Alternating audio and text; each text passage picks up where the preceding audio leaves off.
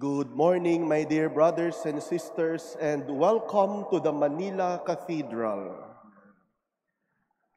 At happy Sunday po sa inyong lahat. Masigla batiin niyo ang isa't isa ng Happy Sunday. Happy Sunday po, Happy Sunday. In the gospel we heard this Sunday, we hear Jesus telling us, "My peace I give you. It is peace that I live with you." No? Ang habilin ko sa inyo ay kapayapaan. At ang handog ko sa inyo ay ang aking kapayapaan. At ano ang magdudulot sa atin ng kapayapaan? Ano ang magdudulot sa atin ng peace? Not the peace that the world gives. Because the peace that the world gives is mere comfort, mere civility. It is in contrast to the peace that the Roman colonizers in the time of Jesus were trying to impose through violence, subjugation, domination, manipulation, and oppression of people. That's not true peace. They called it Pax Romana. Peace for Jesus is not mere absence of violence or civility. No. Ano yung kapayapaan na binibigay ni Jesus? Kapayapaan ng tunay na katiwasayan at kapanatagan ng puso dahil sumasampalataya sa Diyos. Hindi sumasampalataya sa sandata o sa ayuda o sa pera o sa politika, kundi pusong payapa dahil sa Ama sumasampalataya. And what will bring us to a heart that believes in the Father, that believes in God? Sabi ni Jesus, "If you love me, you will keep my word." If we have the word of Jesus in our hearts, then we will find peace. At alam ni Lord na makalimutin tayo. Madali tayong makalimot sa mga sinabi niya. Kaya nagbigay pa siya ng gift of the Holy Spirit. We will receive the Holy Spirit in our hearts as the advocate, the paraclete, so that we will remember His teachings, His words, and there we will have peace, and there our joy will be complete. Gusto ni Lord, payapa ka. Gusto ni Lord, mapanatag ang puso mo. Gusto ni Lord, matandaan natin ang kanyang salita. Sa gayong paraan, ang puso natin tunay na mapapayapa. Amen? And why is it that the words of Jesus give peace? Because they are words of love.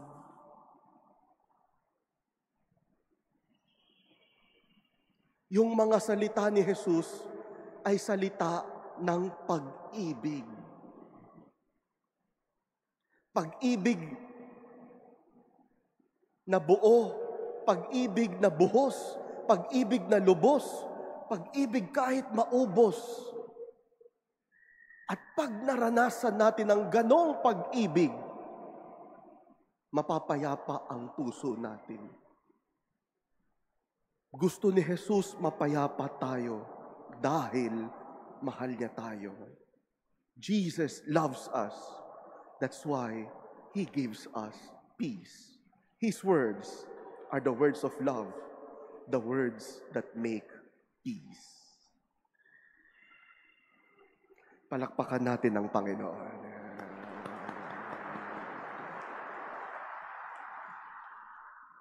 And so, brothers and sisters, whose words do you remember? Are they the words of Jesus? Are they the words of love? Are they the words that give peace and complete joy? Minsan kasi, ang mas naaalala natin, yung salita ng chismis, yung salita ng mura, yung salita na masama. Pag ang inaalala natin masama, ang puso natin hindi mapapayapa. And even worse, if we remember bad words, we do not bring peace to others. We bring violence. May we remember the words of Jesus by the help of the Holy Spirit so that our voices will only echo the loving words of Jesus that will bring about peace. Let me end with a little story. The words of love gives us peace. Gives us peace.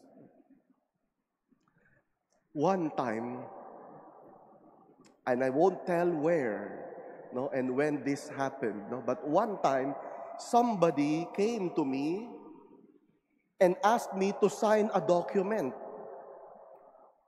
Ako naman, syunga-syunga, no, pumirma naman ako agad. Hindi ko muna binasa. Nagulat na lang ako. A few days later, he came back to me and asked for my photo ID. Father, do you have a one by one? I don't have. I'll take charge, Father. I'll take charge. I don't know how he got one, but when he came back to me, nagmano siya sa akin.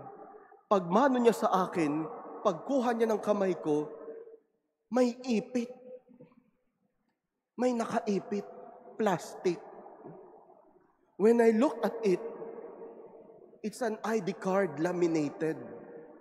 It said, Person with Disability ID. The name said, Joseph Don Zaldivar. That's me. I look at the back. Type of disability, musculoskeletal. Lumpo daw ako. Mukha ba akong lumpo?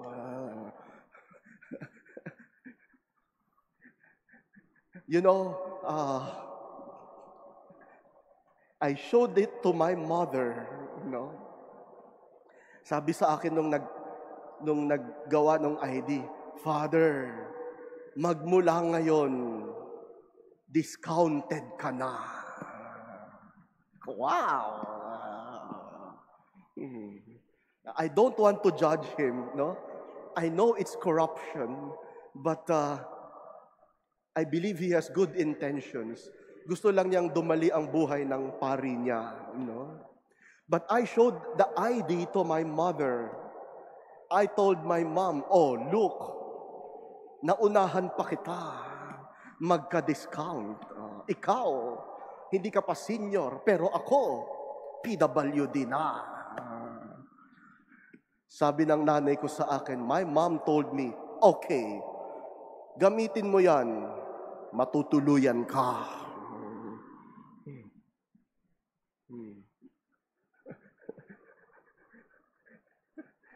And then, I also showed the ID to my priest friends, younger priests. I told them, oh, look, I have discount. If you want, I know who can make it for you. Sabi nila sa akin, sabi nung isa sa akin, but kuya, what would Jesus do?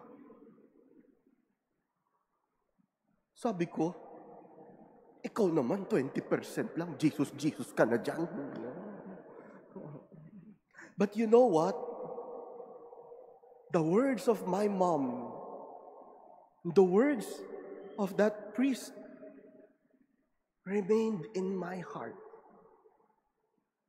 Because I know they said it in love. And I never used that ID until it eventually expired.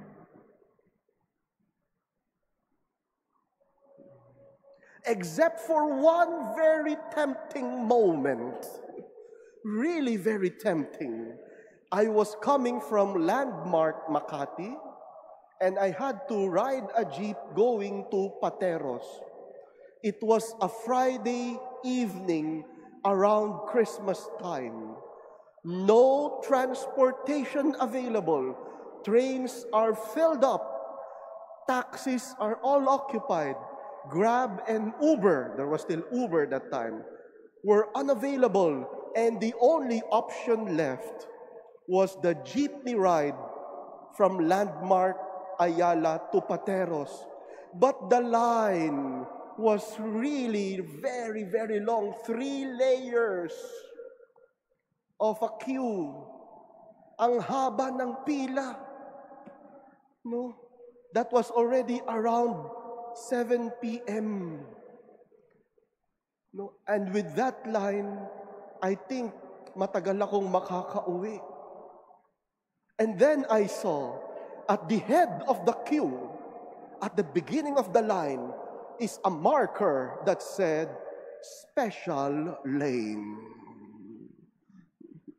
Special lane for senior citizens, pregnant, and PWD.